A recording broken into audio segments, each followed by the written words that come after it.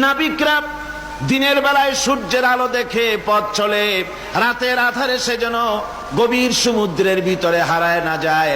আল্লাহ তাই আকাশের ভিতরে তারকা মণ্ডলী খচিত করে রেখেছেন। সমুদ্রের নাবিকেরা, জাহাজের নাবিকেরা তারকা দেখে দেখে পথ নির্ণয় করে নেন। যে মাবুদ রাস্তা বানালেন জঙ্গলের ভিতরে, পাহাড়িয়া এলাকার ভিতরে, যে মহান প্রভু রাস্তা বানালেন, নিশানা বানালেন মরুভূমির ভিতরে, যিনি রাস্তা দেখায় দিলেন গভীর সমুদ্রের ভেতরে, সেই আল্লাহ রব্বুল আলামিন।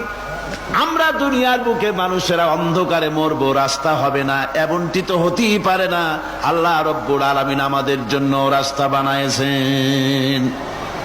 মহান আল্লাহ রব্বুল আলামিন বলেন, وعلى الله قصد السبيل ومنها جائر। আল্লাহ পাক বলেন, সোজা রাস্তা, সোজা পথ বলে দেওয়ার দায়িত্ব আমি আল্লাহর। যেখানে রয়েছে অসংখ্য বাঁকা পথ, অসংখ্য বাঁকা পথ যেখানে, যে পৃথিবীতে, সেখানে সোজা রাস্তা বলে দেওয়ার দায়িত্বটা কার? জোরে বলেন কার?